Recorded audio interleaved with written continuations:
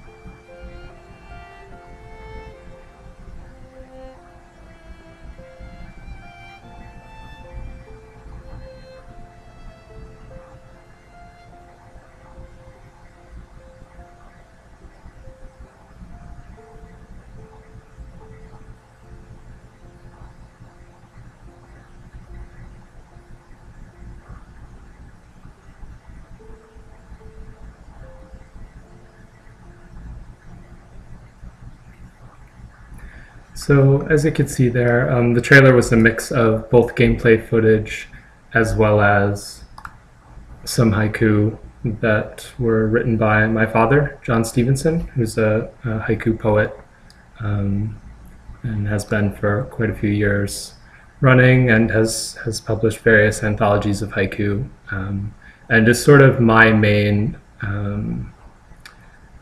guide, I suppose, to the world of haiku.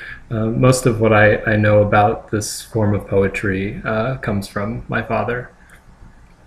And so, watching that gameplay footage, it might kind of lead you to question, why I've even interspersed haiku in with the gameplay footage, which doesn't necessarily have an obvious connection to haiku when you're looking at it. And why I actually am even talking about haiku at the moment. So that kind of leads into what I want to talk about first, which is some of my sources of inspiration for the game, how the idea first came about, and just kind of the initial impetus for creating the game. So I'm gonna I have some notes because this is kind of the way I am. I don't really trust myself to not get sidetracked without some notes. So I hope you'll bear with me, but I'm just going to be referring back to these occasionally as I'm going through this discussion. So I kind of written down, these were things that I had in mind to varying degrees when I was first creating the game, as far as sort of capsule descriptions of the concept. So, I was thinking of Kigo as an abstract puzzle game inspired by the formal structure of renku and haiku poetry. So, the actual nature of the game itself being not necessarily a game where you would be writing your own haiku, and not even necessarily a game that was, a word game in the traditional sense, but more a game that tried to somehow visualize and allow the player to interact with this interactive structure that mimicked in some way the sort of rules of writing, particularly renku poetry, which I'll talk just a little bit about, just enough so that you can kind of understand how some of the game rules link with the rules of renku. So that's one explanation for it. It's not, that explanation obviously isn't going to cause the game to sell 1 million copies or anything, but that's okay. And so, some other things that just kind of are the way that the game ended up being, and are ways that I kind of describe it now, although they weren't necessarily my goal in particular. But I think in hindsight, these are also decent ways to describe it. So a word game without words is something that I sometimes use as sort of a way to try to intrigue people into checking the game out. Again, like I really wanted to veer away from making a game that was sort of in the style of traditional word games, like something like Scrabble or these sorts of things where you were sort of given letters that were scrambled up or something and having to make words out of them. That wasn't really my goal with the game. So that in turn led to, again, the kind of more abstract depiction that I ultimately went with. And then a match 3 game with no grid. So this is something that I'll get into a little bit more as I'm going to play the game in just a few moments. And you can kind of see from the gameplay video, the game takes place actually on a tree instead of a grid, something like Bejeweled or Tetris Attack, or a game like that might. So the game has a sort of match 3 component to it, but just in a sort of slightly different structure as far as the playing field and things like that go. So yeah, those are some ways that I kind of describe the game in capsule form. As far as the actual inspiration behind it, so as I mentioned, my father being a haiku poet was definitely a big source of inspiration behind the game. My own haiku background is fairly limited. Everybody in my family has kind of written at least some amount of haiku that's been published here or there, myself included. But I would say most of our interest in and knowledge of haiku mostly stems from my father's involvement, and at least for me, that's the case. So it's something that I'm very interested in, but my interest probably initially stemmed from just his interest, and my father's always very enthusiastic about it and very open about sharing his own process and kind of knowledge, and just was always interested in getting other people involved in practicing writing haiku. So that was something that led me to learn a lot more about it than I would have otherwise. I think, aside from that, my only other exposure to haiku was probably the way that most people get exposed to it in schools in the US, which is you just kind of learn it's a form of poetry that consists of 3 lines of 5 syllables, 7 syllables, 5 syllables, and that's about all that I can remember learning about it in school. And that is not necessarily the most interesting aspects of haiku, I don't think. There's a lot of other kind of cool things about it that I wanted to incorporate into the game. So, I mean, there are some haiku games, which I'm hoping I'll mention, as well as some other kind of approaches to games that have tried to incorporate haiku. And a lot of them just kind of base it off of that notion of sort of syllable counting, trying to pick words that like hit the right number of syllables without any regard to any other kind of aspects of haiku. So I definitely didn't want to go in that direction with this game. But the primary inspiration for the game itself and the game mechanics was this particular article, and it was written by two people together. I'm probably gonna mispronounce their names, so I may not even try. You can see them here on the screen. But the name of the article is Link and Shift, A Practical Guide to Renku Composition. So I'm just going to go there for one moment because this was just something that I had encountered before I had come up with the idea for this game. I was just reading different articles about aspects of haiku, trying to learn about it. And this was an article that, when I read it, particularly stuck with me. So I'm not going to go through the whole article, but I just want to take a quick look and mention. I just figure I'll start with a couple of kind of terms here related to haiku because, you know, if you kind of start with just a little bit of background there, then I think it might make a little bit more sense as to why I set up the rules the way that I did, which for players who are just coming into it without any background, it can seem like just this completely sort of arbitrary system that's been set up. And some aspects of it are arbitrary. Some aspects of it are in there just to make it cohere a little bit more as a game. But a lot of the game mechanics were chosen specifically to mimic, as I said, certain rules from Renku. So just as far as terms go, and actually before I mention this link and shift, just to give a quick definition of Kigo, which is the name of the game. Kigo, here, as you'll see in the helpful Wikipedia article, and as was also shown in the video, a Kigo is a seasonal word that's used in haiku and renku, which are related forms of poetry originating in Japan. And the Kigo itself is, in traditional haiku, it's a word that's generally included in any haiku, and it sort of denotes the season in which the poem takes place. So it's sort of used as a shorthand way of indicating, like, this poem takes place in autumn or this poem takes place in spring. And it's sort of a way of trying to, again, in the very compact, concise form of poetry that haiku is, sort of trying to pack in a lot of resonance and meaning just with a very small, like just a very simple reference. So a Kigo is just a word that is associated with a particular season. So there's lots of different examples. It's interesting that, you know, because just nature itself and the seasons changes so much and varies in different countries and places on the planet. Some traditional Japanese seasonal words can be a bit counterintuitive for us in the US as far as which season they align with. But so, you know, things like the moon is actually associated with autumn, which, you know, like harvest moon and things like this.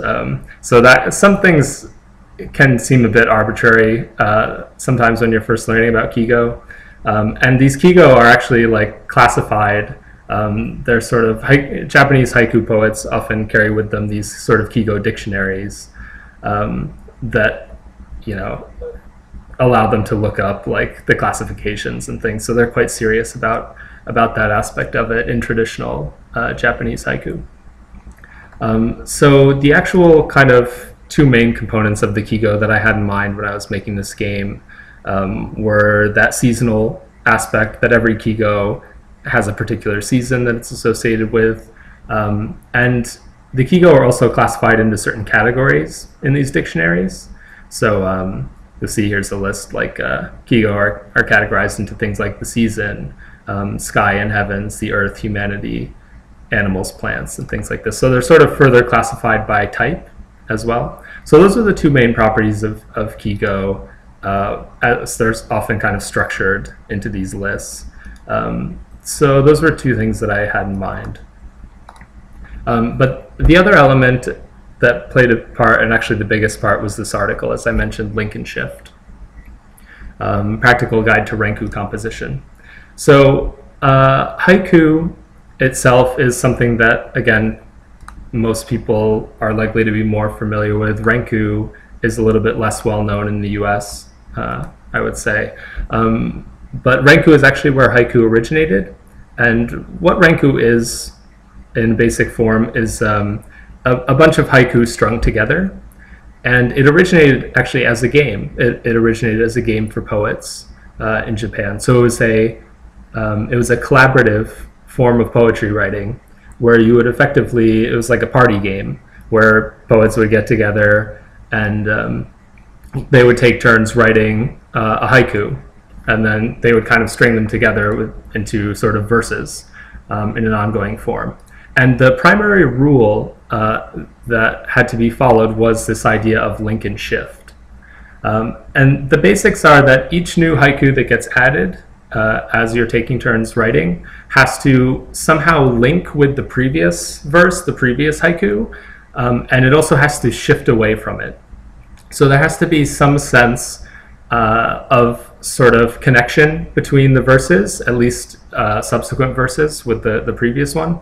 But there also needs to be an ongoing progression to the poem. And that can be quite a nebulous thing, you know, as far as ways that these things actually link with each other and shift away. You see, like in this article, there are some very kind of detailed descriptions of elements of linking and things like that and sort of structure. But it was just that basic idea of each sort of haiku, each verse in this ongoing renku having to somehow connect with the previous one and also shift away from it, that formed the basis of the game mechanics for Kigo. So I would definitely welcome anybody who's interested to read more, and this is a really interesting article. And I think it's just a great primer on some of the basics of renku, because I'm by no means an expert. But this is still kind of just a guide that stuck with me a lot. So those were some of the sources of inspiration. And oh yeah, there's this other article as well, which I definitely invite you to check out if you're interested in the rules. So the link and shift article is a very detailed sort of description of these rules. There's sort of in some ways a slightly more accessible description on this WikiHow page for Renku. That really talks about it in terms of like if you want to play it as a game with other people, how would you go about that? So that's worth checking out as well. So these things were all kind of mixed up in my head in terms of this game idea. But somehow the idea of link and shift and the idea of kind of match 3 and just having to chain things together in a typical puzzle game way, those things, they seem like they had some connection in my mind. And it took me a long time to kind of figure out what that connection might be. It was just sort of an intuitive feeling that sort of structure really mimicked sort of things like chaining and connecting sort of 3 in a row, and a lot of the traditional things that you'd see in match 3 puzzle games. So that was the genesis of the idea. And then, you know, that idea kind of sat on the shelf for quite a while, as a lot of my ideas do. I feel like I get a lot of these very sort of vague ideas for games, and I usually write them down in some sort of kernel form, just a sentence or two, so that I won't completely forget them. But for many of them, that's as far as they ever go, and they just sort of accumulate dust, just because there's always a lot more ideas than there is time to implement them. So, you know, before I talk about the development process, I just want to kind of talk a little bit about my own process as far as my relationship to those ideas. Because, I don't know, I'm hoping that some other people can relate to it on some level. I'm sure there are people out there who can. So, for me, around 2006 or so, which was around the time when I had the idea for Kigo, and it was sort of in an ever-growing document of game ideas that, you know, every time I would think of one, I would just write it and add it to this document. But I wasn't really actively developing any of them. What I was doing instead at the time was working at my first game industry job, which I'd been at for about a year and a half or so. And you know, I was working on games. I was very happy to have been able to obtain a game industry job because, you know, coming out of university, that was in no way guaranteed. But I'd been doing it for a while, and I found that I had sort of gotten over the initial sort of imposter syndrome to a degree, where I felt like, okay, I've been here for, you know, year and a half, and I feel like, you know, I've been doing all right. I've been contributing a significant amount to these projects that I'm on, and so that was satisfying. But the actual projects themselves were, you know, were not the types of games that particularly interested me to be working on, and I would have been astoundingly lucky if I had just been working on the types of games that I wanted to, ideally right out of university. I mean, that doesn't tend to happen. But I wasn't necessarily, you know, aware of that at the time, and all I kind of knew at the time in terms of my feeling was I really wanted to be working on some of these ideas that I had, and the fact that they kept accumulating and this document kind of kept growing, and there was nothing being done to kind of actually implement any of these ideas was starting to kind of gnaw at me a bit. So it was around that time that I started trying to actively work on Kigo. I chose Kigo out of this list primarily because it seemed like one of the easier ideas to actually create, but as you'll see, it took quite a bit longer than I had hoped. But just to actually get started on it was a huge relief at the time, just to be doing something, to feel like I was working on a game that I really believed in on some level, or just that somehow came from something a little more personal than the games I was working on as part of my career in the game industry. So I mean, development actually began in kind of late 2006.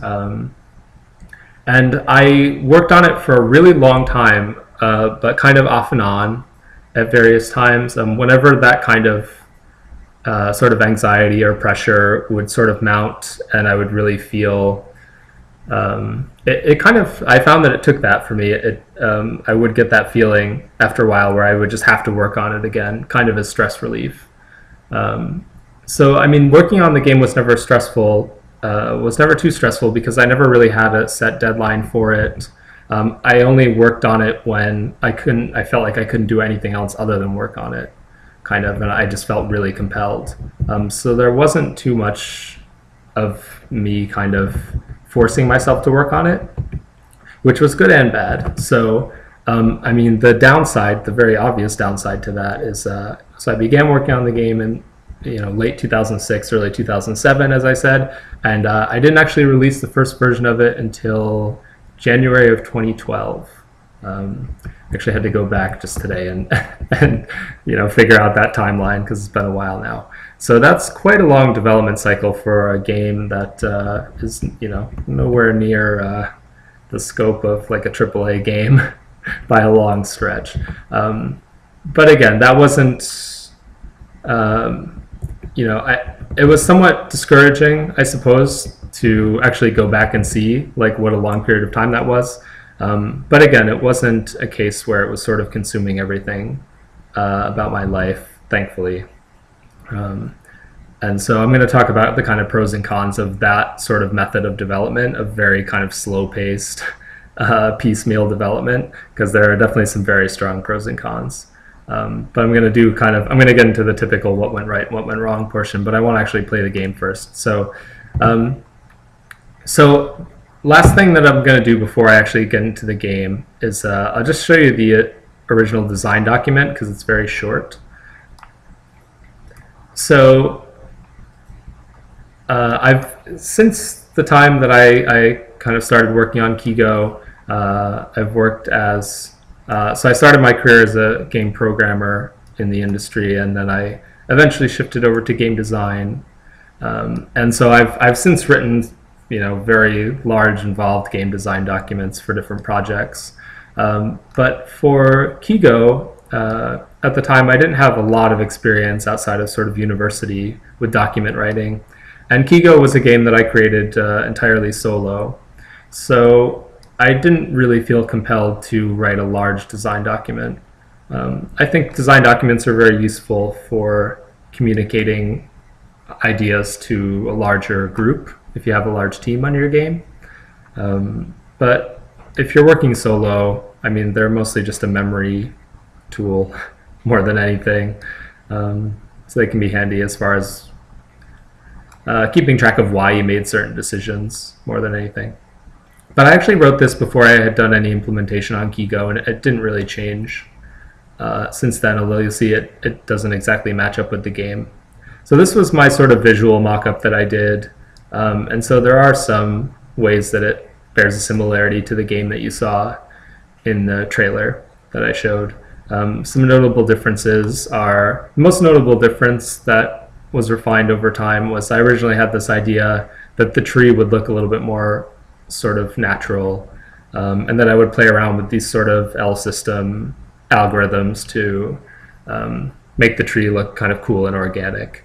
However, that presented a lot of gameplay problems as far as branches starting to overlap each other and things like that. And I never really found a great way to both get the tree to look nice and organic and also prevent any of the branches from overlapping each other.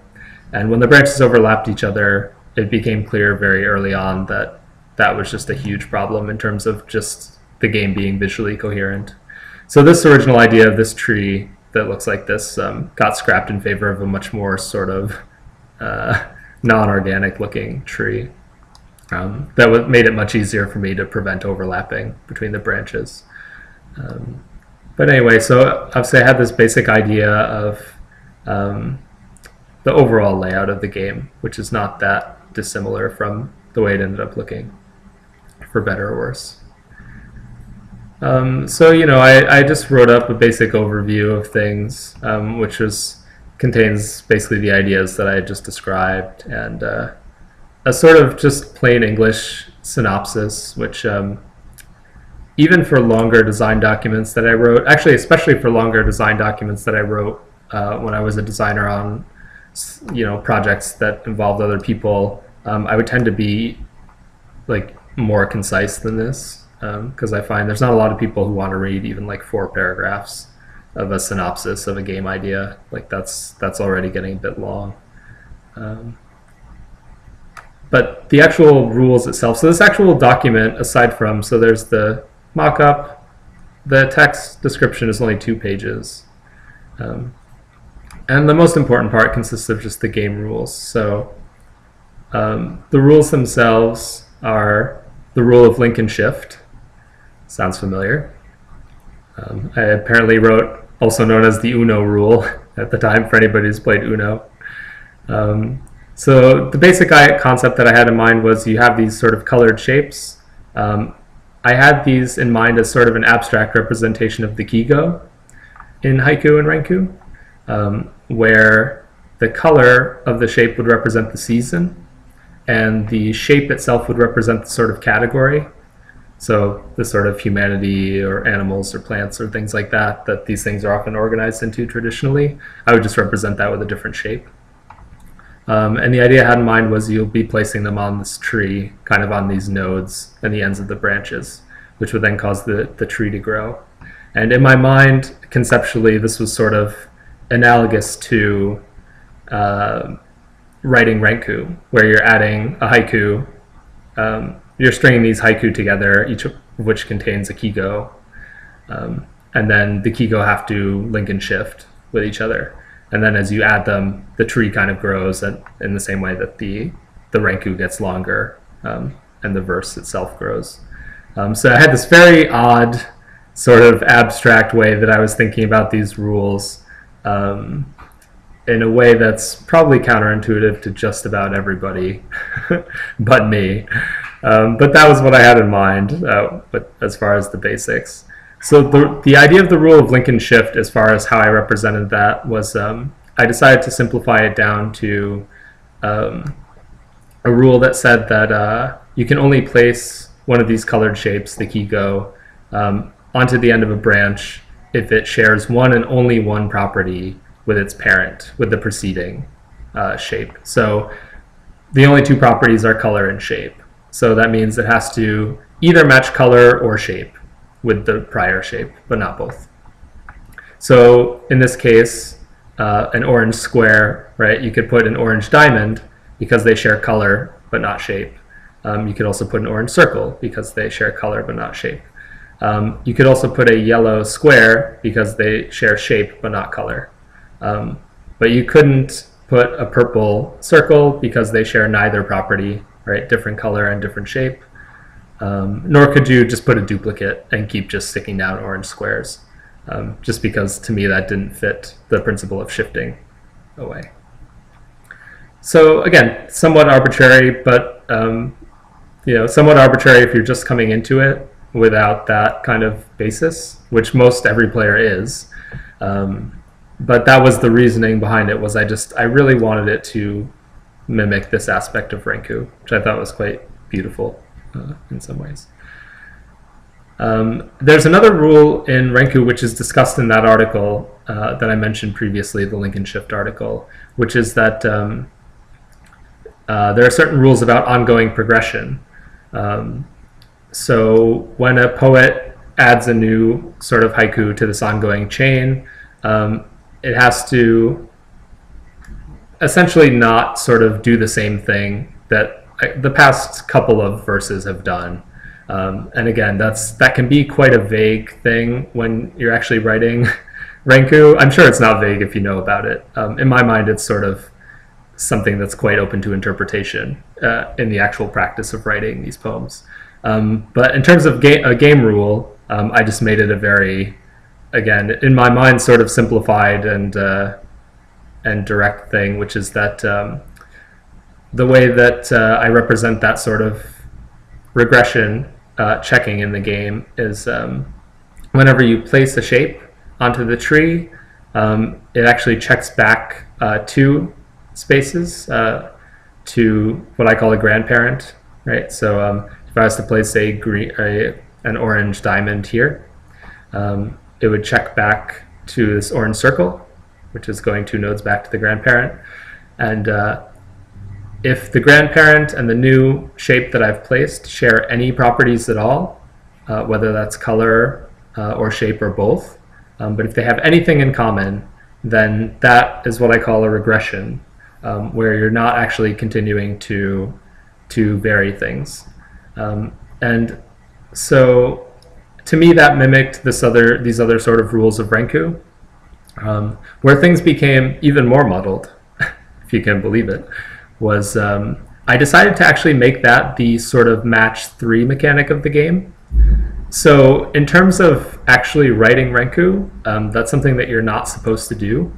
However, in the game of Kigo, that's actually sort of desirable in some situations, because that is sort of how you make your matches, which is what allows you to actually earn points, and you regain health for it and things like that. So the idea in Kigo, which really has nothing to do with writing Renku poetry at all and kind of diverges from it, is that you're sort of selectively picking and choosing when to intentionally cause that regression in order to get a match.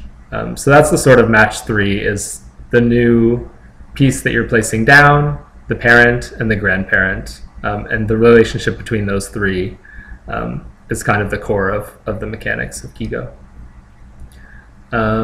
And then I had one additional rule that I wrote in, which is that you would get bonus points related to the seasons of the Kigo that were removed when you make a match.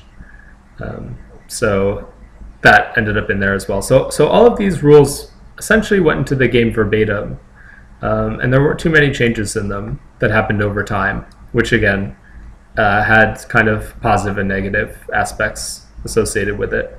And that, I had a very clear kind of core set of rules that I wanted to implement, and those core rules pretty much stayed the same from me initially writing this document to the version of the game that you can play now.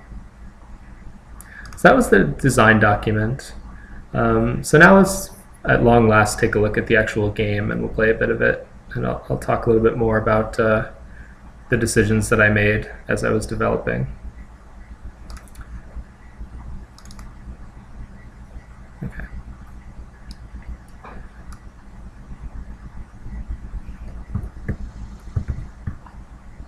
I'm just going to full screen this real quick. So there's 3 different game modes. The initial version that I released only had normal mode. And I released one update for the game which added these other 2. Most notably, so there's decade mode, which is kind of score as many points as you can in a fixed amount of time. Normal is just the kind of Tetris style sort of endless play until you lose. But most significantly, I added in Zen mode, which is a version of the game where you can't lose, and it's really just in there to practice. And that was done particularly because I found that, as you might expect from my somewhat convoluted explanation of the rules, the game took a lot of kind of figuring out for people, and there were a lot of kind of initial conceptual barriers to people just understanding the baseline mechanics of what they could do and what the rules were. So Zen mode was sort of a necessary addition to put in, where I wanted people to be able to practice without and learn things without going straight into the more pressured normal game where they're kind of trying not to die and have that as a threat. So I'm going to start by going into Zen mode here, and then I'll just talk a little bit about the mechanics. So this is kind of your initial tree, stem, if you like, sort of tree trunk. And there's a kind of couple different areas that are relevant, that are a bit spread out around the screen. You've got your Kigo, your different colored shapes down here, and you can click on them to select them. In this particular mode, I've got this kind of hint box down here, so you can just kind of play and practice, but it kind of tries to evaluate what you're doing, give you some contextual hints to sort of guide you along. So you can click to select a particular shape, and then you place them on these little nodes, which are these white circles. So originally there's just the one node, but I can pick and choose what I want to put there. So in this case, I might start with this blue triangle. So all I need to do is when I mouse over, see it shows it on here, and then if I click, so it sticks that shape on there, and then every time that you add a new shape onto one of these end nodes, it actually sprouts 2 branches off of that node. So by doing that and sticking on more of these shapes, you can actually you can keep growing this tree to make it taller and taller. But you just have to make sure that you follow those rules that I mentioned before, particularly the link and shift. So in this case, I've got this yellow triangle selected. So I could place this on either, it's sort of arbitrary which of these 2 nodes I go for. It's just personal preference. So I'll stick this on here. So again, that's allowed because it shares color, but it shares shape, but not color. And so in the same way, I can go ahead and place this yellow diamond here because it shares color, but not shape with the preceding Kigo. You'll see that this is another thing that I added in for this second version. When I actually mouse over one of the nodes to consider placing one of my Kigo there, it does this little flashing of the grandparent. This was done because I found one of the main sticking points for people when they were first trying to learn the game was the kind of matching mechanic, the fact that it actually checked 2 nodes back to the grandparent, that was just a tricky thing for people to get, because again, they kind of didn't necessarily understand why, and it seemed like sort of an arbitrary thing to people. So I do the little flashing just to highlight. So whenever I place down a shape, this flashing shape that's being highlighted is the one that's going to be evaluated for that regression check. So when I place down this yellow diamond, it'll be checked against the flashing blue triangle, and if they match any properties, then it will actually cut the tree. It'll cause a match at that point. However, these don't share any properties, right? They're different in terms of color and shape. So I can place this down and nothing happens. It doesn't create a match. So I'm good as far as that goes.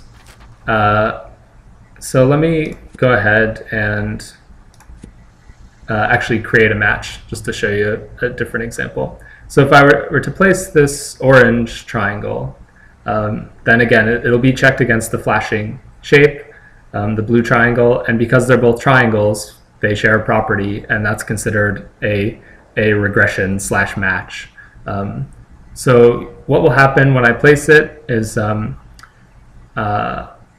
when there's a match, the tree actually gets pruned, it gets cut off at the location of the flashing shape. So at the grandparent's point, the tree gets cut off. And the branch will actually fall off, and any Kigo shapes that are stuck to the branch that gets removed, I'll get points for them. And I'll also regain health, which doesn't matter in this mode because I don't lose health. But in the other modes, it matters quite a bit. So I'll go ahead and do an example of that.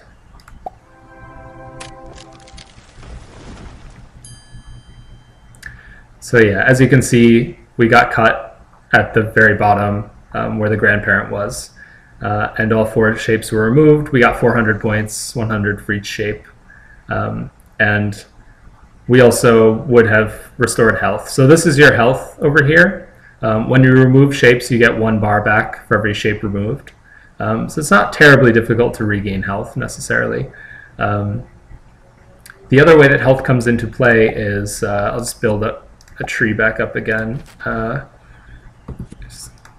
So keep an eye on the health over here. See how now there's 2 flashing bars? What happens is as the height of the tree grows, and as you're kind of setting up more and more of the tree, then it actually starts to consume more health. And in normal mode, this timer represents the current season when it elapses. And every time the season elapses, you lose however many bars of health are flashing. So the essential relationship is the taller the tree that you make, the faster you're losing health. So you're simultaneously wanting to grow the tree because that allows you to have more options and set up more matches. But you also need to kind of judiciously pick and choose when to actually prune parts of the tree in order to regain some health, and sort of shrink the tree just so that you're slowing down your rate of health loss. So that is something that, again, that really doesn't have anything to do with haiku or renku poetry. That's just put in there purely as a game element. And you'll see as we go along and I explain other little bits and pieces that the game really is sort of this amalgamation of things that fit in with the original concept of mimicking the structure of haiku and renku, and other things that were purely put in for game purposes, which is something that I have very mixed feelings about. And I'll talk about more when we get to kind of what went right and what went wrong aspect. So let's see. So we can build up a bit more here. Let's just build up some height on the tree. So you might notice if you're just kind of watching what I do, there's multiple kind of methods so you can play this. You can actually use just the mouse, and you can completely just stick things on by clicking on them and then clicking on the node. I find that to be a little bit slow paced, so I put in some alternate control methods. You can use the arrow keys or sort of WA, S, and D. So I can use those to just kind of select different pieces. So the way that I personally play, the way I find this easiest is I just move back and forth in terms of what Kigo I've selected in the lower right, just completely using the keyboard.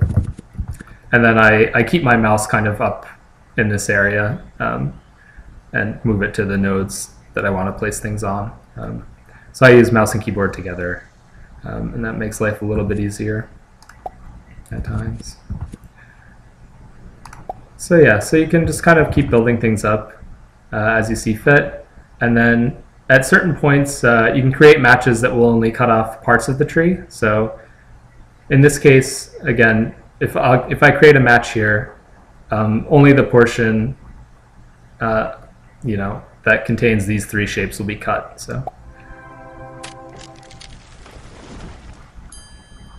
So I can kind of keep on sort of progressively building up.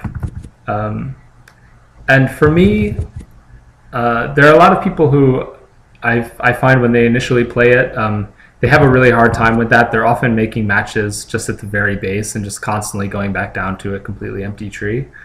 So that's sort of a skill that you hopefully develop as you go along playing the game, but it's not the easiest thing to sort of cultivate, is this ability to actually be able to prune more strategic parts of the tree as you go. And I mean, it's something that still gives me trouble sometimes. Another thing is that you get these kind of randomized pieces, and you have this shuffle button, which you can always hit anytime that you want.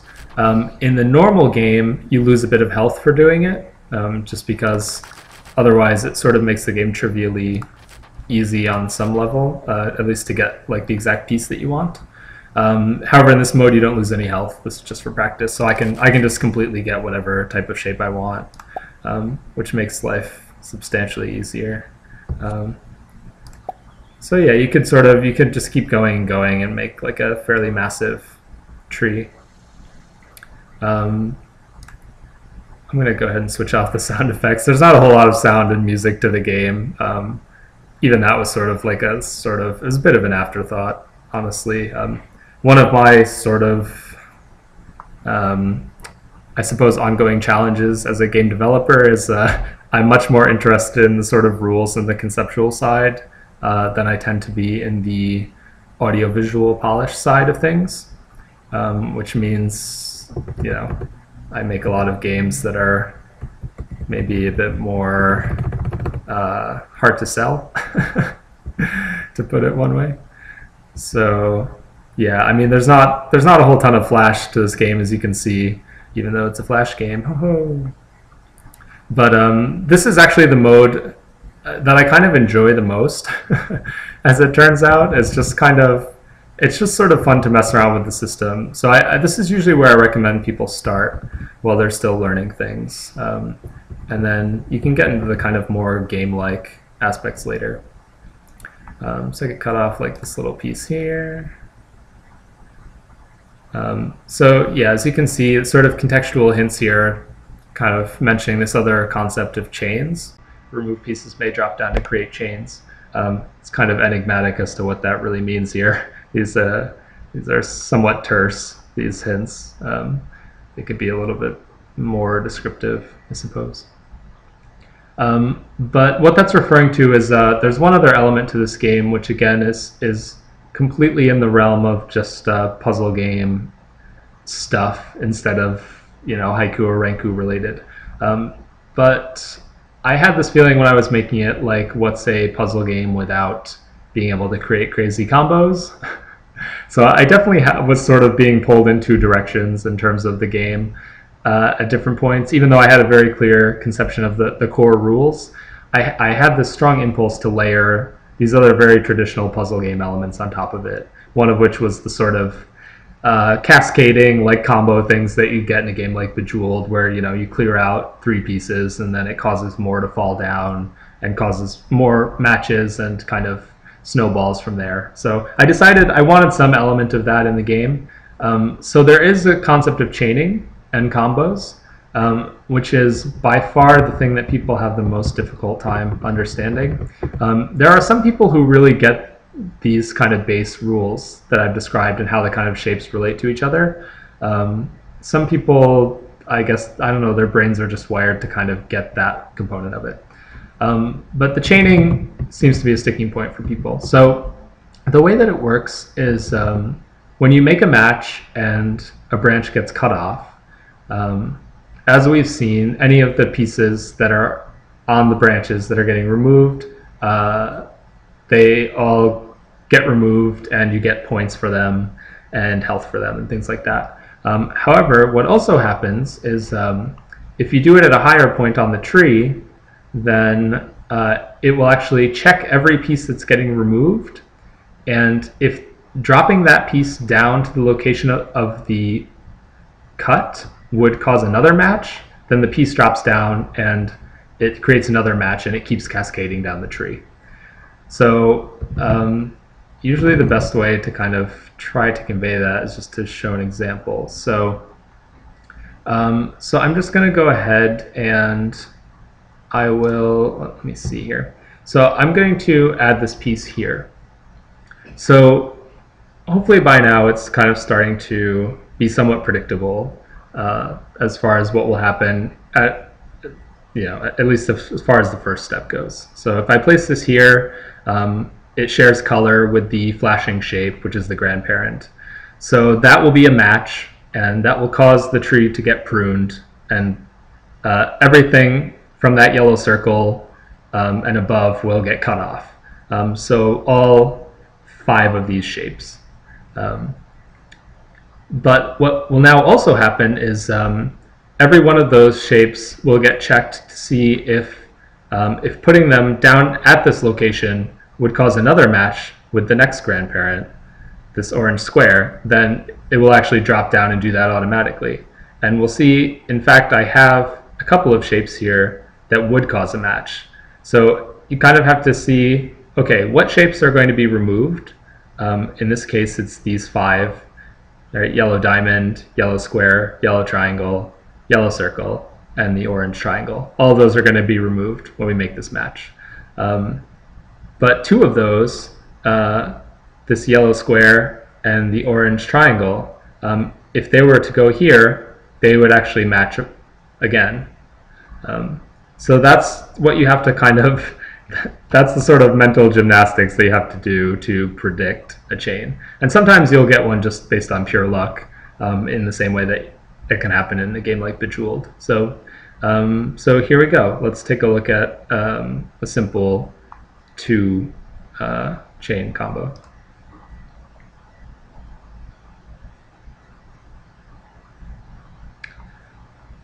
Yeah, so you'll see I got like a very large multiplier for that, and that makes a huge difference. Being able to chain and kind of understand those mechanics and set up your tree in a way that allows for those chains to occur, that's sort of the biggest difference between playing Kigo at a basic level and I would say playing at a slightly more advanced level. And it just, it takes some practice, even if you kind of understand the basics of, of that idea. And so, you get larger and larger multipliers the more that you can kind of set up. So, so if you can manage to get that to happen 3, 4, 5 times, you'll get a completely massive sort of score, which the main game mode, actually both the other game modes are just based on obtaining the highest score that you can. Again, sort of just in this Tetris tradition. So yeah, that's the sort of thing that you need to practice. And so, my idea for the game was to, for the aspects of chaining and also the way that the health mechanic worked, was to create a sort of very basic risk-reward structure where in order to create larger chains, you have to build taller trees. That's really the only way to do it. You can kind of try to do it with wider trees as well, but the way that it most often ends up working is you're building larger and taller trees. So just by virtue of the way the health works in the game, you'll be losing health faster the taller that your tree gets. So you need to constantly be kind of, if you're trying to build up chains, you need to be keeping an eye on your health and sort of figuring out when you need to actually cut it off and just go ahead and cut your losses, so to speak, and do a prune take what you can get in terms of your chain, which will then cause you to regain lots of health. So the rhythm of the game that I had in mind was that you'd constantly be sort of going down to a fairly low health if you were trying to set up these chains. Then you'd be sort of committing to the chain, getting back a lot of health, one for each piece, hopefully getting a large score if you'd done it well, and then sort of going through that rhythm where you're constantly going to the point where you're sort of near death, and then coming back from the brink. So yeah, again, this is a lot of things about the mood of that are just what I consider to be the mood that a good puzzle game ideally sort of evokes, or at least a good challenging puzzle game. But it's sort of antithetical in some ways to the mood that I consider writing haiku to put me in.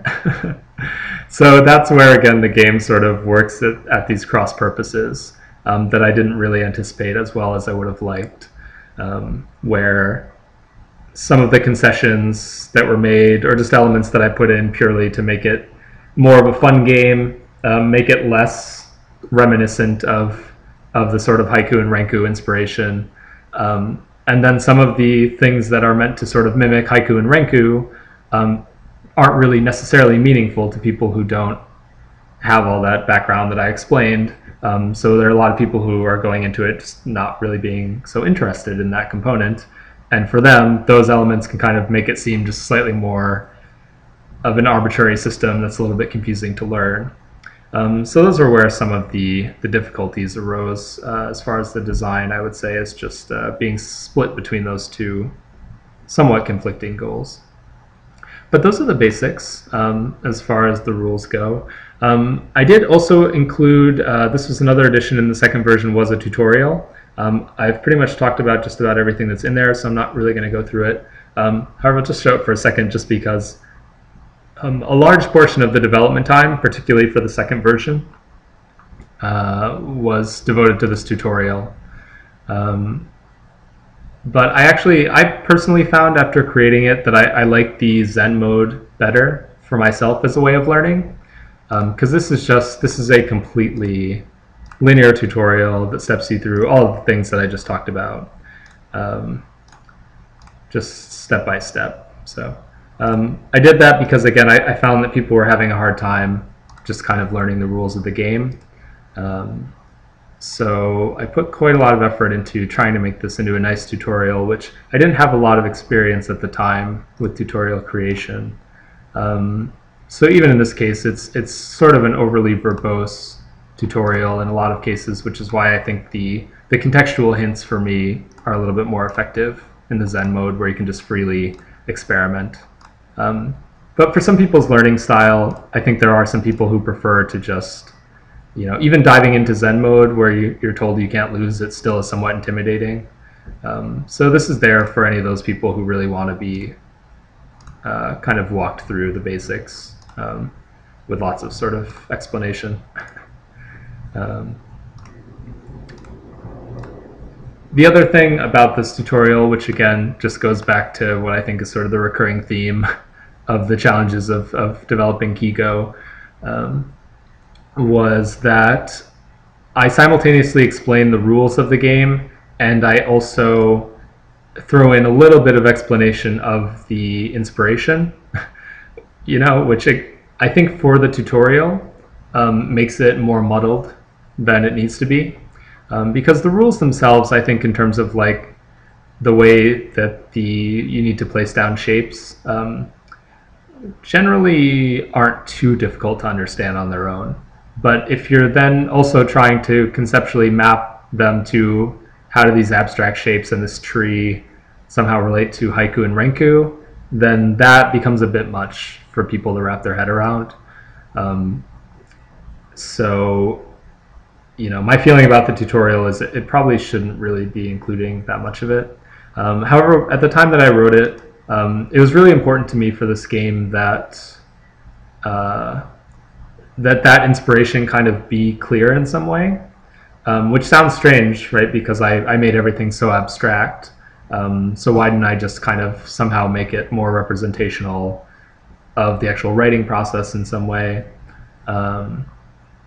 And so, yeah, I mean, that's a question that I don't think I ever really answered very well with Kigo. And so what ends up happening is I'm kind of trying to explain these abstractions within this tutorial and how they relate to haiku poetry, particularly in the very beginning of the tutorial. And that's really just, that's too much for most people to process. And I think it would be far too much for me to process coming into it with no prior knowledge. So it was definitely a learning experience as far as creating tutorials go. This is just the bit where I try to explain chaining.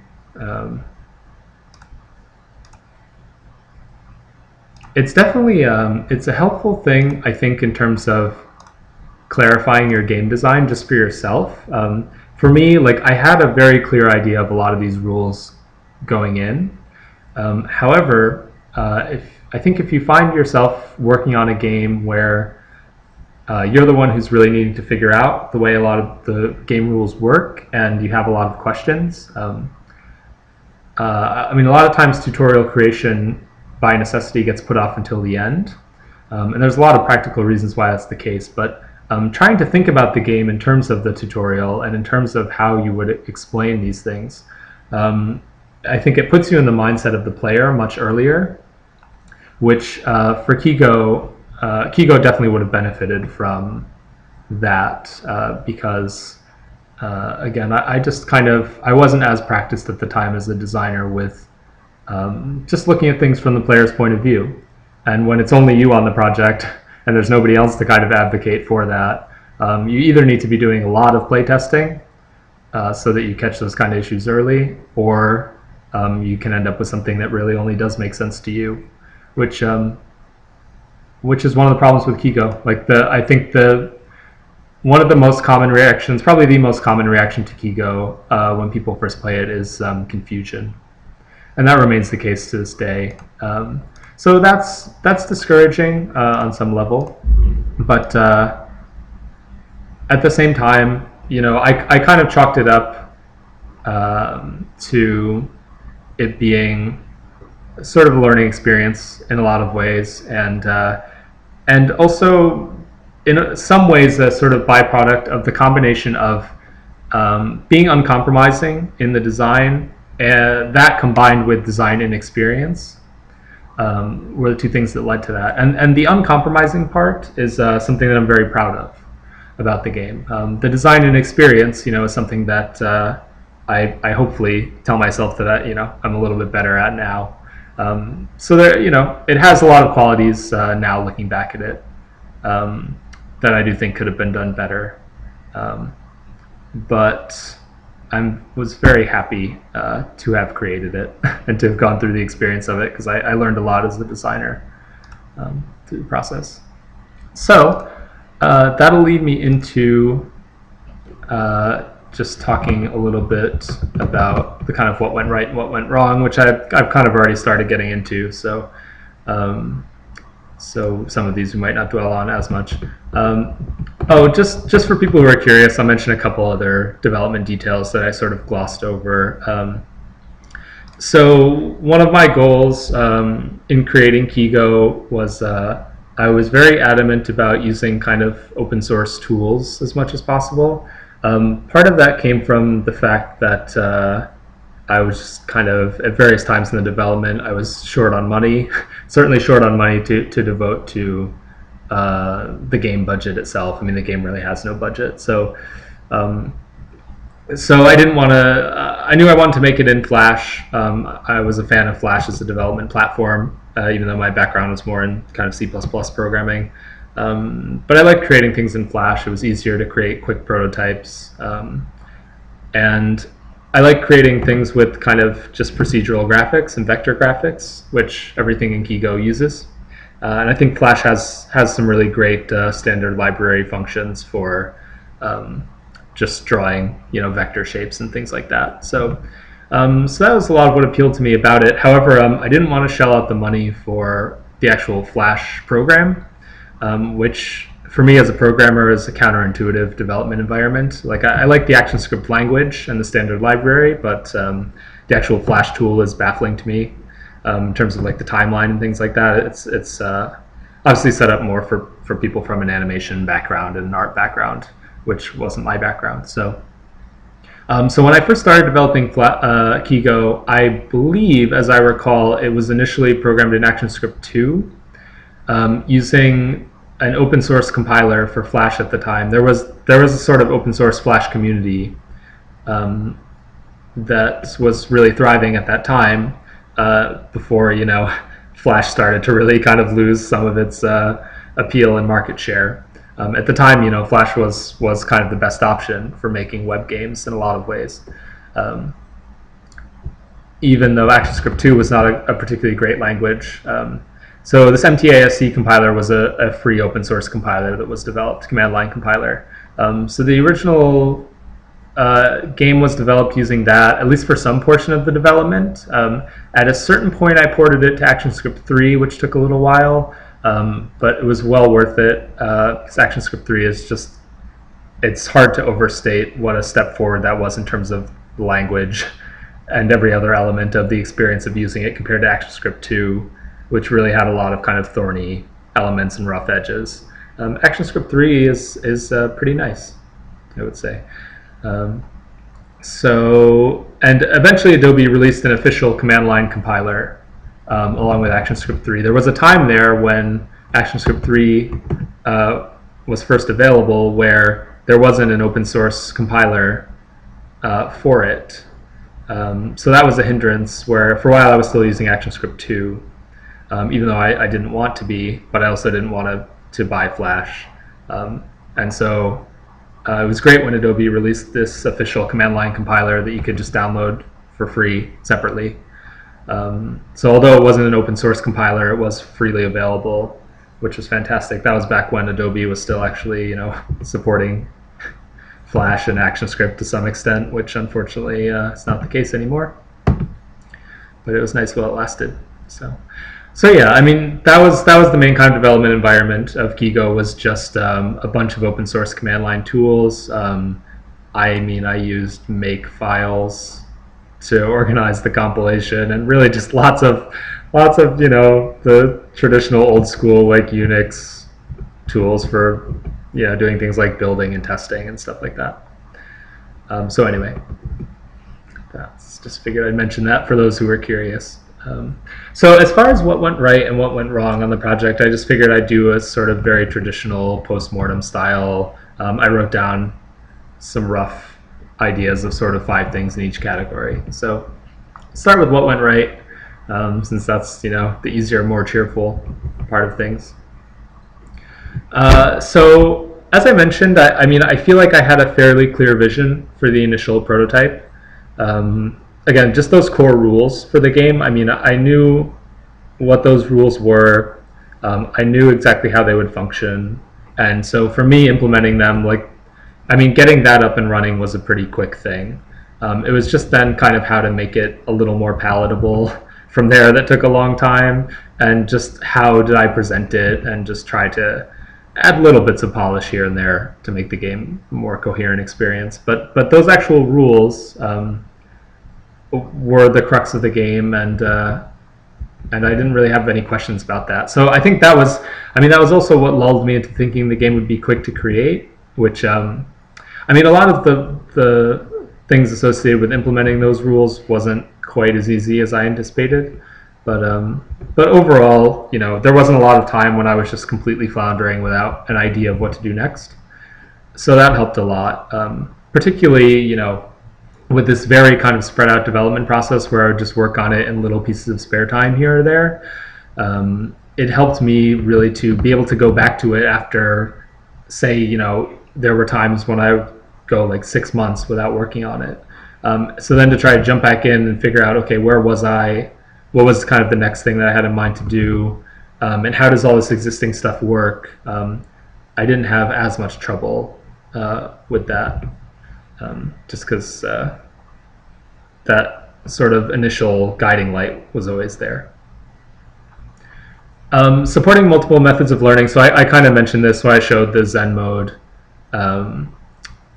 versus the actual tutorial, step-by-step tutorial. So I mean, I'm really proud of the fact that both of those are in there. Again, it's kind of, for some people still, it's too much of a learning curve, but I tried to put in as much as I could to just guide people toward learning the basics of the game. I think, my initial hope with the rules was that they would really be more immediately intuitive. And so that definitely didn't end up being the case, which was a downfall of the design. So, I mean, at that point, that's why a lot of my focus with version 2 was on trying to add in these other things that would help people learn. Because I did want people to actually play it and get into it and stuff. So, on some level, I think if it had been a little bit more immediately apparent that these rules were not kind of pick up and play intuitive for people, that might have caused more kind of design questioning, which would have been good. But I'll get to that when I get to kind of what went wrong side. But as it stands, once it kind of became clear that that was the case, I feel like I did the best job that I could of addressing that without kind of fundamentally making it into a completely different game, which I still didn't want to do. So yeah, I'm happy about that. Scope control, yeah. So, I mean, although I say that I definitely didn't want it to be any kind of word game or a game where you're actually writing your own haiku, I mean, I did have some moments of doubt with that, and I did have times where I thought, like, well, this is sort of too abstract for anybody to really kind of get, and maybe I should make it more in the style of a word game. But I really didn't spend too long dwelling on that. I had some ideas around, the closest I came to kind of feature creep was, I had some notion of kind of trying to replace these shapes, have a mode where the shapes were replaced with words, and then it would still kind of follow these rules in some way, but it would allow you to kind of compose an actual, English language poem or something. But that was something that I kind of just intuitively knew, just based on how long the game was already taking, and this sort of piecemeal development would have been kind of too much for me to take on with it as a solo project and kind of figure out. So I did kind of keep a pretty tight handle on the scope. Part of that just comes from being a solo developer and being somewhat lazy in terms of coding. That helps keep the scope down inherently. So hooray for laziness, I guess. So this kind of relates to the kind of clear vision, but I put it in separately, clarity of personal goals, because as much as it might sound from my description of some of the things that I think aren't so great about Kigo, like I'm a bit down on the game, I'm actually fairly proud of the game still overall. And for me, and me alone, potentially, it achieved a lot of the goals that I wanted it to achieve, just for myself.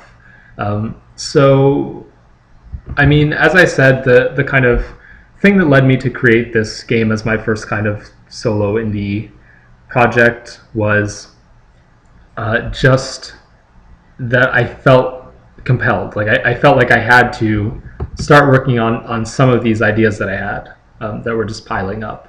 And the question of, like, when am I actually going to get around to doing any of these was just becoming this more and more kind of fraught thing for me as time went on. It's like, well, if I keep on at this rate, I'm never going to make any of these games.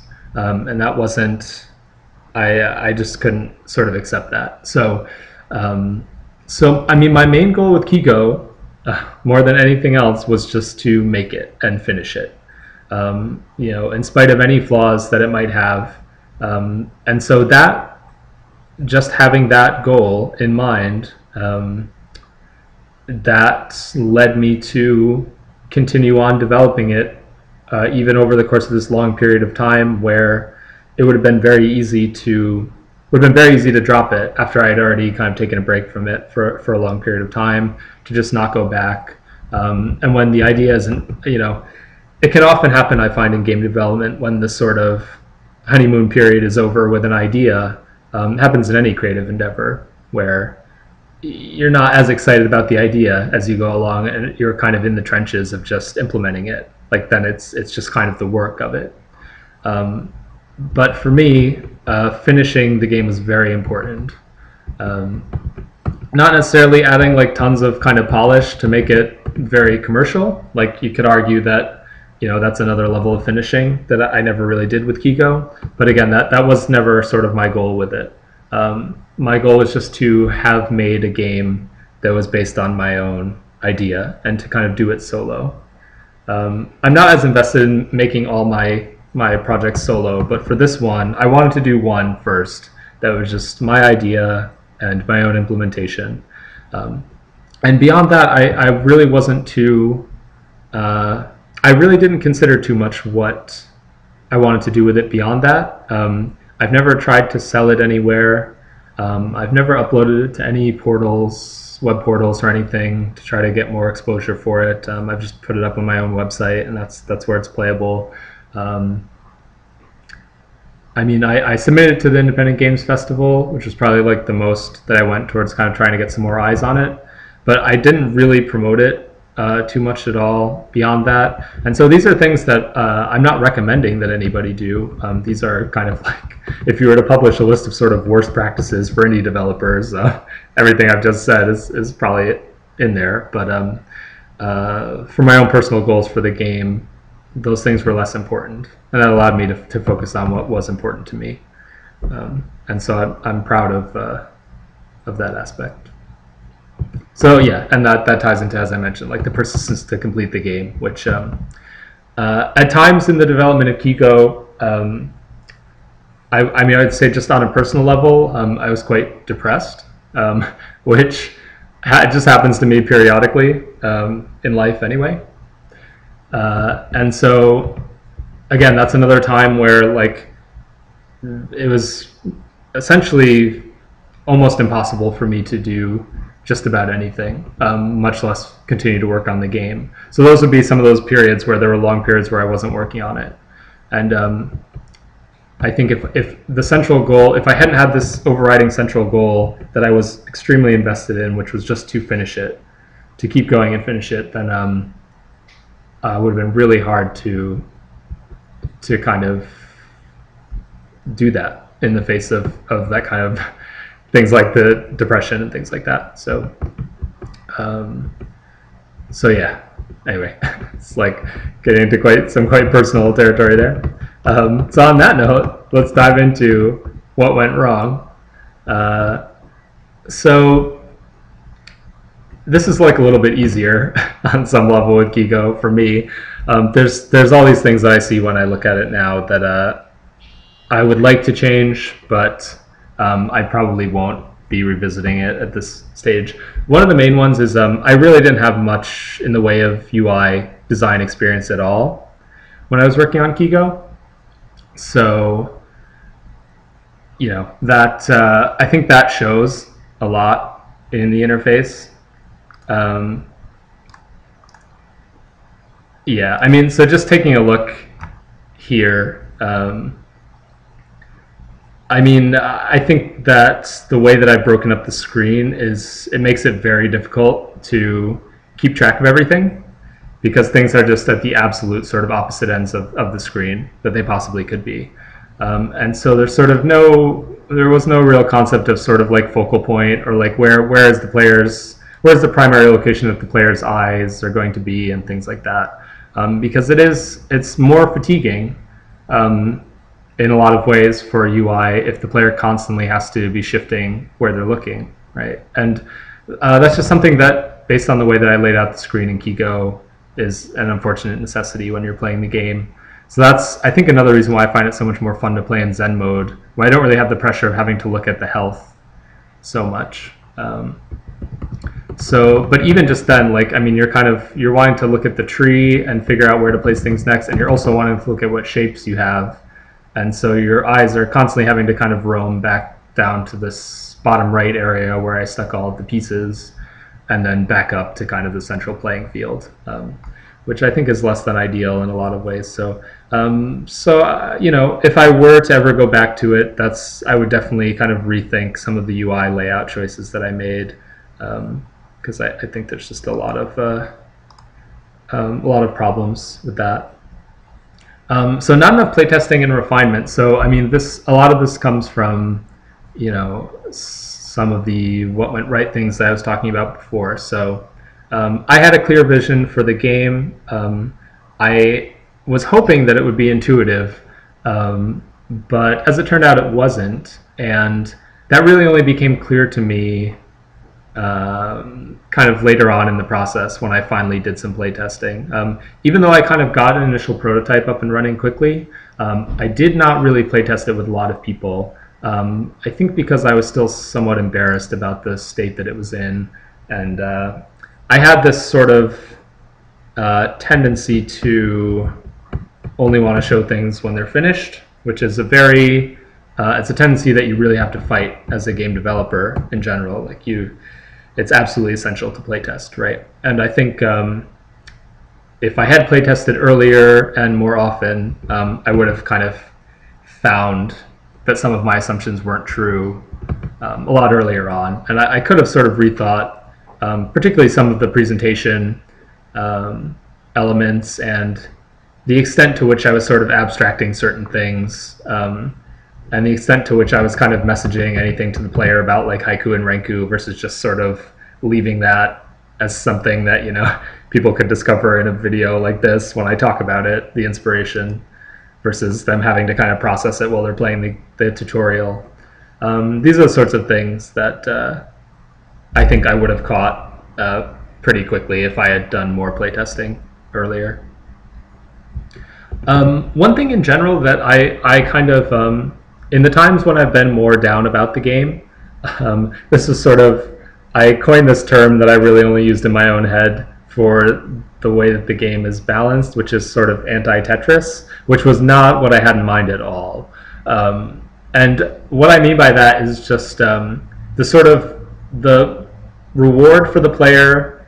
I wrote reward versus payoff here, versus payoff. That's not what I meant to write. So it's just sort of the sort of difficulty versus payoff is, I think, very skewed in the direction that I didn't want it. So, you know, I mentioned these kind of three foundational elements to the way that I describe it, the game, and the third one is a match 3 game with no grid. And that the kind of tree structure instead of like a traditional grid was sort of, again, it's somewhat arbitrary, like why a tree? What does that have to do with haiku?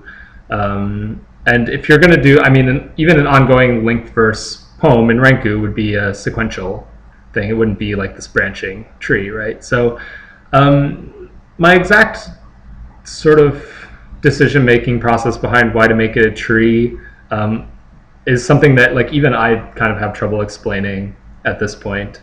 And that actually, that leads to a lot of the difficulty of the game as well, the tree structure. So it's sort of something that I did differently, in some ways just for the sake of doing something differently, and it ended up being kind of a bad choice in a lot of ways. So the reason I say anti-Tetris in these terms is I think in a game like Bejeweled or Tetris, you can get a lot of things like combos, or in Tetris you might clear a line completely by accident, like when you're first playing it, in a way that makes the game a bit more self-explanatory and certainly makes it more immediately gratifying to play. Where, again, like in the case of something like Bejeweled or Candy Crush or whatever, where you've got these cascading pieces dropping in, just by the nature of the grid and the fact that you have kind of more links between neighboring items, you're more likely to kind of accidentally get additional matches and things like that, and in a way that kind of makes you feel very powerful. Like for a minimal amount of input, you get a higher amount of sort of reward and feedback and all the fun kind of sugary, you know, addictive stuff that can keep players playing a game. Whereas in Kigo, and also, I mean, in a game like Bejeweled, right, the designer has the ability to actually control that to some degree as far as what pieces drop in. And so you can actually kind of make that happen. And if you want to make your game, you know, even more evil, you can sort of go that route of really making sure that there are these kind of combos that occur when these pieces drop in.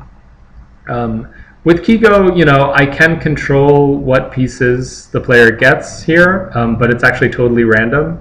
I maybe should have exerted some more control over what kind of pieces the player gets. But even then, you're doing a lot of setup in Kigo just based on this tree structure. Like, just to build up a combo in the way that I described before, even if you understand it perfectly and you're quite good at it, I mean, it takes a little while to do the setup for a combo, and it's quite hard to get a combo that goes beyond maybe 5, 6 in a row, because you really have to build quite a tall tree and go quite close to losing. And there is just basically a hard limit. I mean, I'm sure people who are total MLG pros with their mouse and keyboard, if they were to play this, they could like get some crazy long combos that I couldn't. But there still ultimately is kind of a limit to that. And so it's sort of, to me, it's anti-Tetris in that way, where you're really having to do a lot of hard work just to get to the point where you're getting the sort of payoff of these sort of traditional puzzle game combos and bonuses and stuff. And there's really not much chance for that to sort of happen accidentally without you sort of understanding the rules quite clearly. So that's something that, I mean, some people might enjoy that if you're more the sort of Dark Souls, really looking for a lot of challenge player, but it definitely limits the appeal of the game to a wider audience. So I lumped that under what went wrong. Muddled messaging of the game concept to players is something I've already kind of covered, I think particularly in the tutorial, but also just when I'm trying to describe the game to people. Like, it's very difficult for me still to decide how much do I kind of talk about the haiku and renku element versus just tell them the rules without trying to say like, oh, it kind of mimics this kind of poetry, because again, you're really trying to explain two different things at once at that point, and that's tough. So I think for the tutorial itself, if I were to go back, I might kind of remove some of the initial things that talk about haiku and renku and just explain the rules and kind of put that explanation somewhere else for people who care, for the small portion of people who care or want to hear about that. And then, so this is probably the biggest one that I have very mixed feelings about, which is compromises toward traditional gameplay.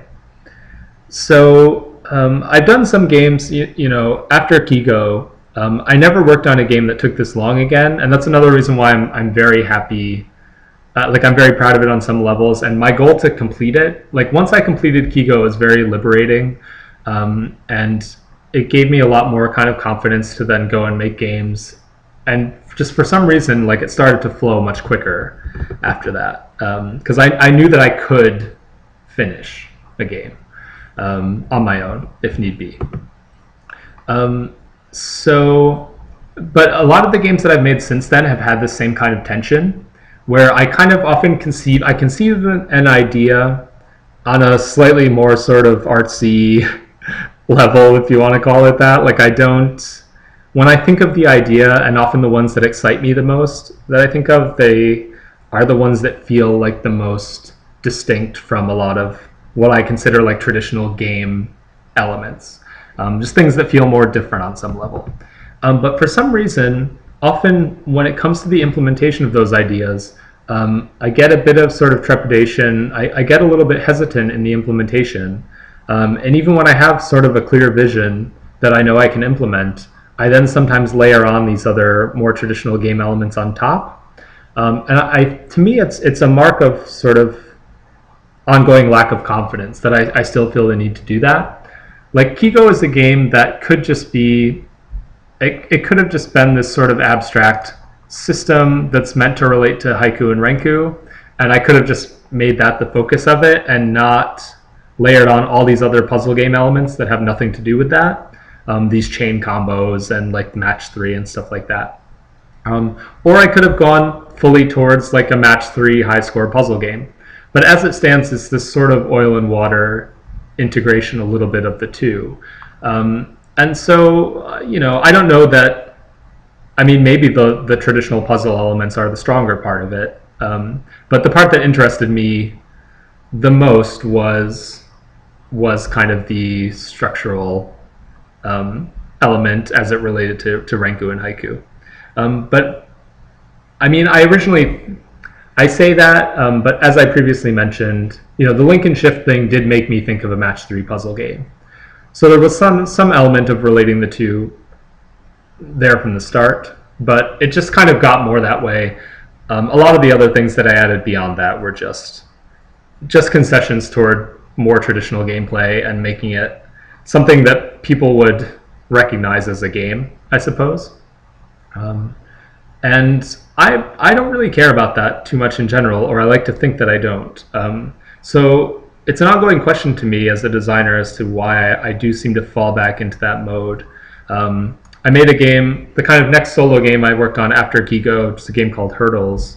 I've had that same kind of tension with. I continue to kind of evolve that game as I go. And the initial version of that game had kind of it had very minimal elements of that sort of thing. It still had a little bit of like a scoring element to it. And then the more that I developed that game, it also started to push more in the direction of kind of traditional gameplay. And that I've actually taken a break from developing that for that reason, because I started to become uncomfortable with the amount that I was pushing in that direction. So I feel like for me, it's the less interesting part of it. But it's the one that's easier to wrap your head around as a designer. Like there are a lot more examples of kind of how to make a game that's like a high score, a score attack puzzle game. So yeah, some of it is sort of is something that I kind of wish wasn't in there on some level, even if it maybe those are the parts that make it a little more fun on some level. So I'm very ambivalent, as you can probably tell, about all the more traditional puzzle game elements of Kigo. But without that, what's left is, I don't know. I mean, I don't know that just a little system that you interact with that kind of mimics Haiku and Renku. I don't know if I would like that more or not. And I've never actually done a version of Kigo like that. So yeah, I mean, maybe that's something to try at some point. Hurdles was a very different example where I really did do something that was less game-like to start off with, and then I did another version that was much more game-like.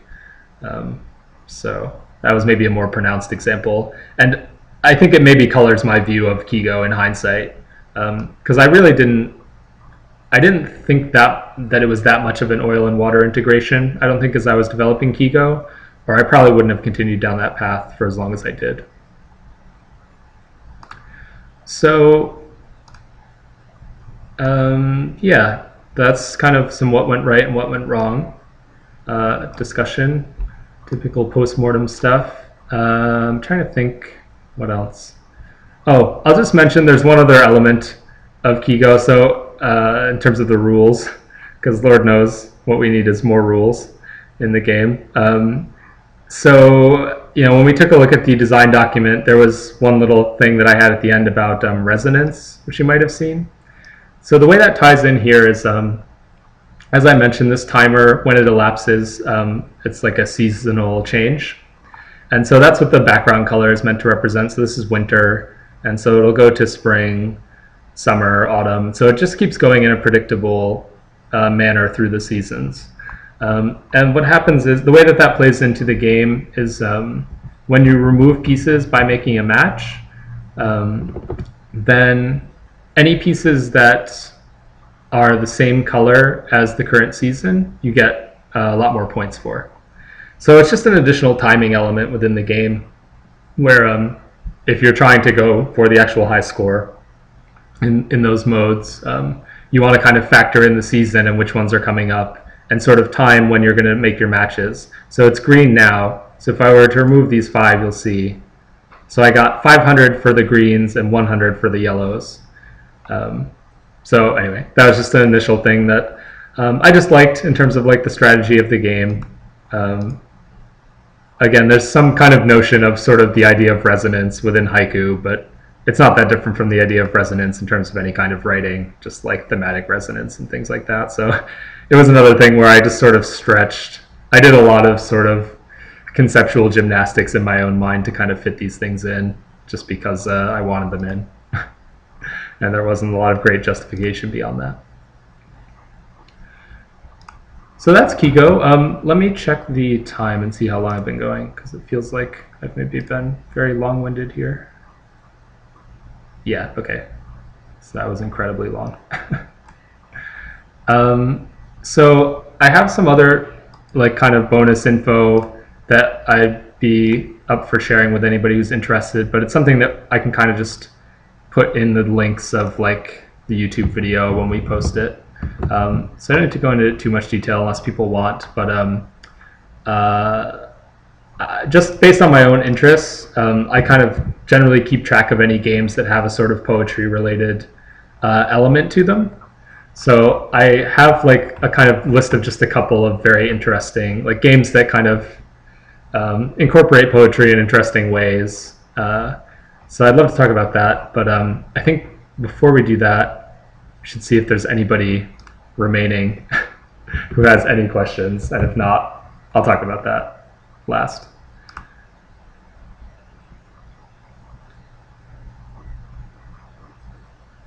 So let's see here.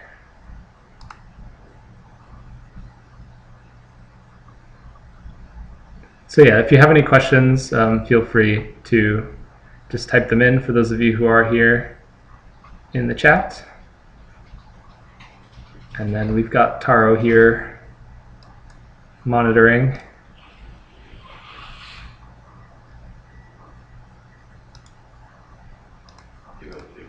Sure. I'm trying to think if there were any things that I skipped over. Obviously, with the amount of time that devs play took, it's probably more than thorough. But. Well, looks like the two of us are going to speak. Okay, so in the meantime, since we don't have a lot of questions coming through, I'll just talk quickly about a couple other approaches that people have taken to poetry in games, and most notably, I just want to talk about the very small list of other games that have some kind of haiku-related theme or element. So a few notable ones are, there's a game called Haiku-Generating, created by a developer called Hot Lava Games. They're most known for the game Seven Wonders of the Ancient World, which was quite a popular game in its heyday. And so that was just that was a good kind of, what was at the time called like a casual game, but it was very widely popular. So they did this is one of the games they did as a follow-up to that. It might have been the next game that they made, which I think was kind of courageous on some levels, because I think inherently, it was sort of a more risky thing to focus their next game around the concept of haiku. And so I don't know how well the game actually sold. The actual gameplay itself consists of sort of more traditional word game type things, a bit like the game Bookworm, if you ever played that, or there's lots of different variants on it. And so the haiku is incorporated sort of as, I would say, sort of a bit more as window dressing within the game. They have kind of haiku, series of haiku by sort of various prominent English language poets, which is cool. And you sort of, you play this sort of bookworm type game where you have to connect letters together to make words. And if those words are in the haiku, then they get revealed sort of Wheel of Fortune style. And then you kind of can try to guess, again, in the manner of Wheel of Fortune, try to figure out what the haiku says before all the words have been revealed. So yeah, this it's not a very great screenshot there. That's not actual in-game. But anyway, Haiku-Generating is one to check out. So that was one that was that I had seen around the same time that I was starting to develop Kigo. And so that was actually a game, as much as I'm glad that it was made, was kind of an influence on me in terms of I mean, it really helped kind of crystallize the idea in my mind that I didn't want to kind of do a traditional word game, that I wanted somehow the gameplay and the game rules to represent like the structure of haiku, like the formal structure, in some way, and kind of have some element of like playing around with the actual structure of haiku rather than having the haiku incorporated as kind of an incidental or decorative element into gameplay that was just more of like a traditional word game style. That was what I definitely didn't want to do, and so mostly because Haiku Journey already existed, right? They already kind of tried that approach, so I didn't want to just kind of do what they were doing. This is a game that I will not even attempt to pronounce the name of, but it's a game by the developer Millennium Kitchen. It's a Japanese game that contains a haiku writing mini game. I have not actually played this one. I don't think that it's actually been translated to English, but it was one that I had just read about. I don't remember exactly how I came across it. I think it was on the website Hardcore Gaming 101, which is a great website for anybody who's never been there.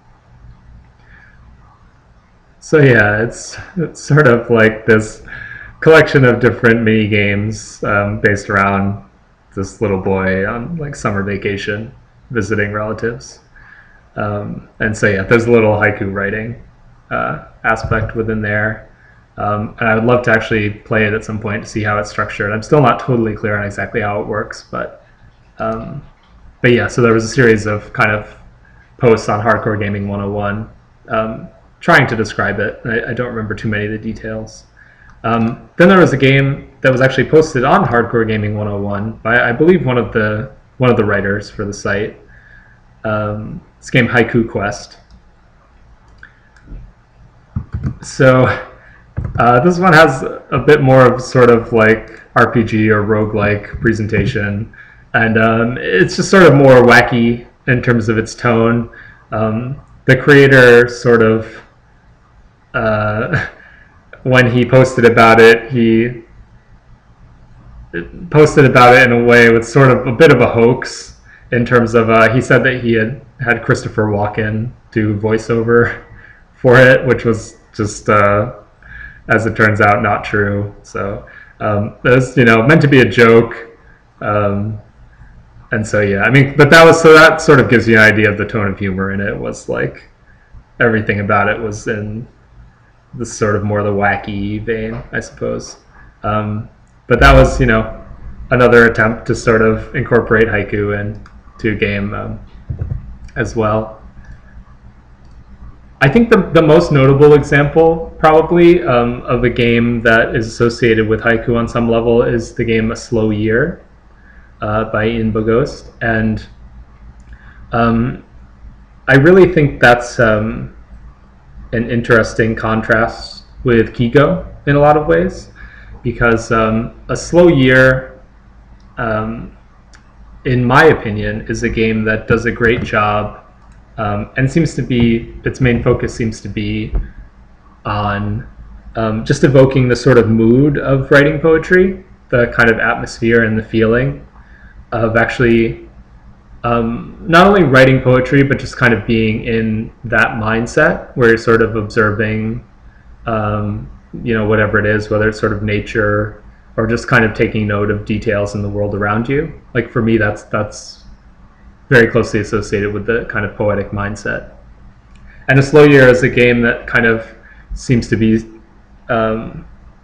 working and striving to create that kind of contemplative, observant tone, which is, a totally different approach to Kigo, which is completely like this completely rule-bound kind of representation of like the formal structure, which again, when I look back on Kigo, is an odd thing in some ways, because for me, generally when I'm writing poetry, haiku included, that's not the part that I'm concerned with.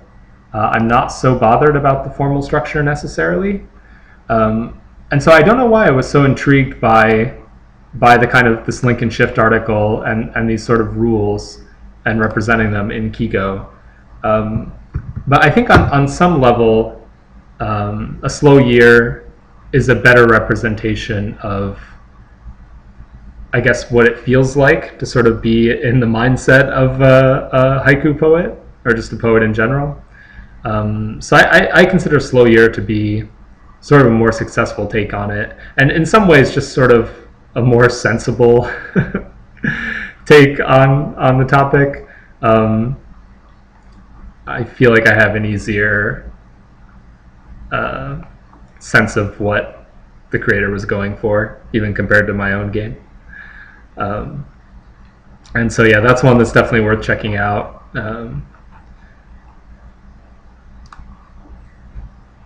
And then one other one that I have played that's available on Congregate is a game called Haiku Hero. That's a game that is more in the style that I sort of described earlier of it allows you to freely type in lines of haiku, and it tries to check their 575 syllables, and then it will give you sort of incentives as far as, like, it'll tell you to try to use the letter F as many times as you can, or incorporate a particular word. So it'll give you sort of challenges, fairly sort of goofy challenges, on top of then making sure that they're 575. So, you know, that's a slightly more interesting approach to me than the Haiku Journey game, where what you're doing is just completely traditional word game, and the haiku is just, you know, sort of off to the side. But at the same time, sort of 575 elements of haiku are, in my mind, not sort of the most interesting part, even structurally, of haiku. And approaching haiku as 575 just leads to, like, a lot of goofy results more often than not. So it's unfortunate on some levels that that's like the main way that it's taught to most people. But you can really just,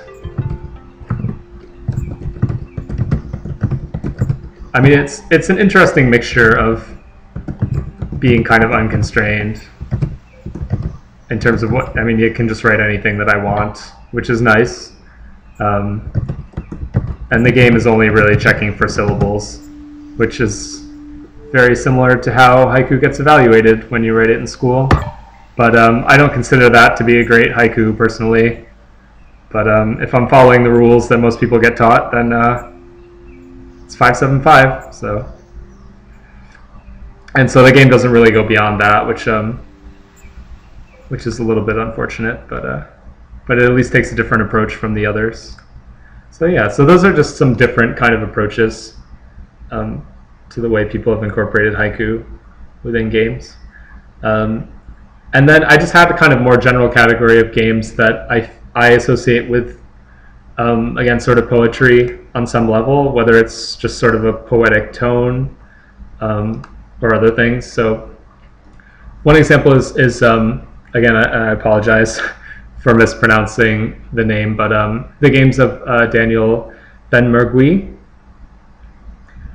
who created Today I Die and I Wish I Were the Moon.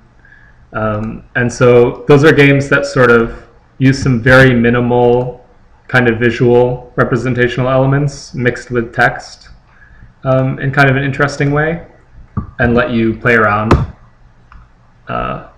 with kind of both at the same time, and have them impact each other in these ways that you often have to kind of figure out as you go. So yeah, I find these to be really interesting and sort of poetic games.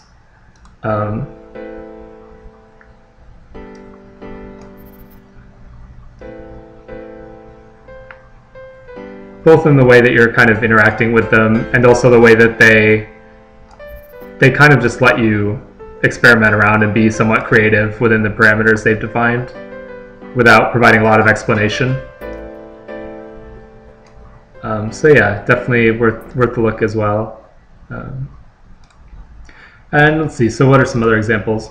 Oh, so just for contrast, a I'll show this very quickly, which is so here's a more recent game that I did in 2 hours, as opposed to over the course of 6 years or so.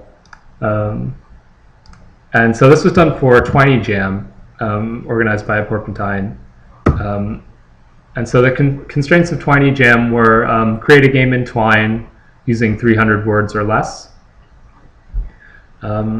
So this is my game for sale, Baby Shoes Never Worn, based on the famous, example of what, people would consider to be one of the shortest, short stories possible, often cited. So in this game, I just have 300 words total, and you can click on individual words here to change them and swap them out for other randomized words.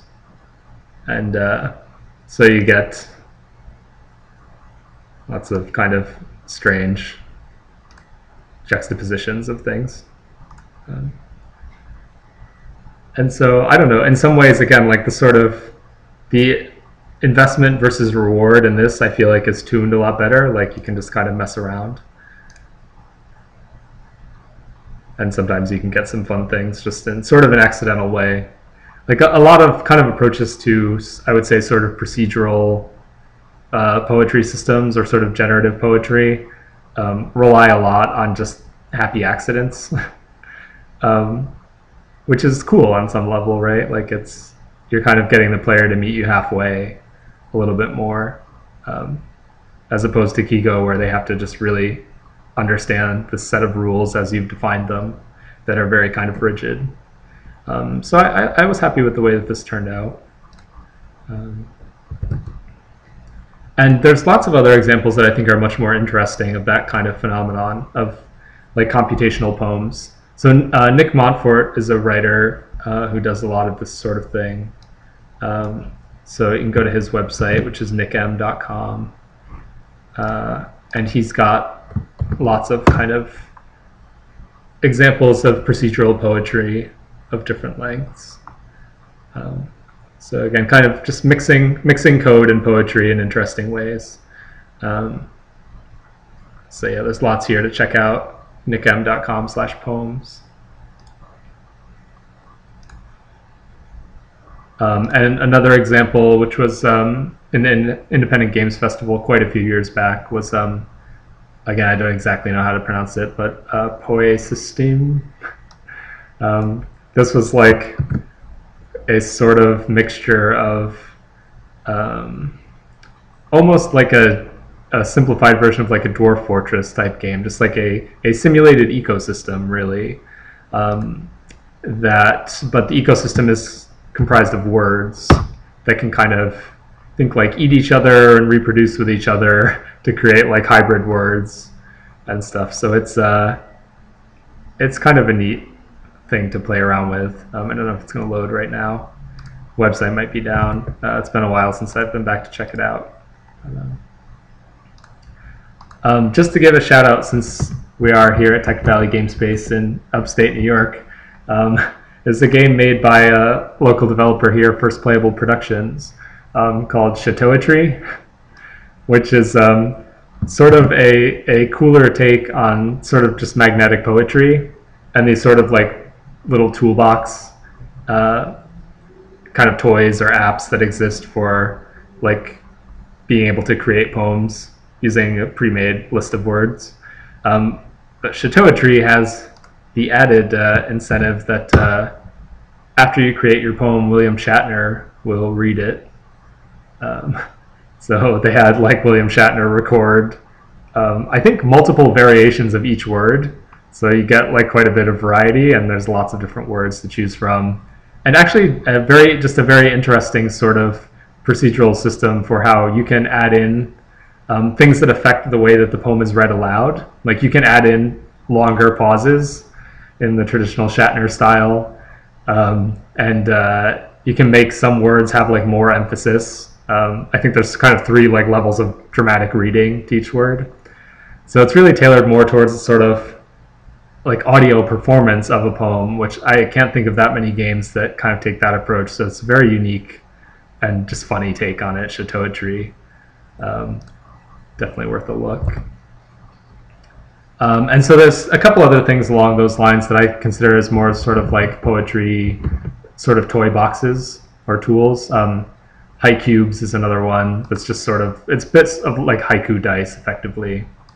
You know, as I mentioned, kind of like magnetic poetry obviously is a very well-known example. And those are some of the main examples. There's other games that have kind of, again, incorporated poetry, but haven't sort of incorporated into the gameplay. They've just done it as a kind of, again, sort of a little reward or decorative element. So Mark of the Ninja is a game where you can find scrolls that have haiku on them, just kind of fitting in with the overall theme, I guess, of the world. There are certainly games that I think kind of have the rhythm more of like haiku poetry, of just kind of these short but sweet elements. So in some ways, you know, you could even think of like WarioWare or something like that as sort of being related to haiku on some level, at least in terms of brevity, if nothing else. And so Dysphoria is like another example that I kind of lump in as sort of under the category of like poetic games on some level. And I've got some more links that, again, I'll post, so feel free, if you're watching this on YouTube, take a look down in the description if you want to see links to any of these things. The last game that I want to mention, this is a game that I had only played recently, but for those of you who, if you check out Kigo, I'd love to hear your feedback. If for whatever reason you particularly enjoy the mechanical side of Kigo, just the way that sort of matching is designed in that aspect of the game, I highly recommend checking out this game called Set, created by Marcia Falco in the 70s. I only played it recently, but it has a lot in common with the way that the kind of link and shift dynamic works in Kigo, and particularly the idea of things having to share like only one property or none. So this is like a little online version where you can get a daily puzzle in it. But the basic idea of the game, I mean, you can see just looking at it, right? Like there's definitely some relationship between the way that it's presenting it and sort of the abstraction of Kigo. So if you like the abstraction, the idea here is you want to pick 3 cards that basically the cards have 4 different properties. There's shape, there's the number of items on it, 1, 2, or 3. There's the actual texture or pattern that they're filled in with, and color. And so you need to pick 3 cards that for every one of those 4 properties, they need to either all be the same or all be different. So yeah, it can be, this can kind of, I think, if you play a game, so this is designed to be often played as sort of a competitive game where everybody's kind of sitting around a table and calling out when they find a match. And I think if you find yourself playing this and you find that you're really good at it, you'll probably have a pretty easy time relative to other people grasping the basic mechanics of Kigo, because it's very similar in some ways, particularly just the ability to kind of recognize patterns. So yeah, that's another one that's worth checking out. So with that, we've gone into quite a bit of detail. So unless we have any questions coming through, I'm probably going to wrap it up here for this devs play. So yeah, I guess all that's really left to say is thanks so much. Again, so my name is Jamey Stevenson. In case I didn't mention it earlier, which I probably should have at the very top, if you want to play Kigo for yourself, you can do so on my website at jameystevensson.com/games/Kigo. And yeah, I'd love to hear what you think if you do play it. Feel free to send me a message. I'm at DreamLogician on Twitter. And yeah, thanks a lot. Yay.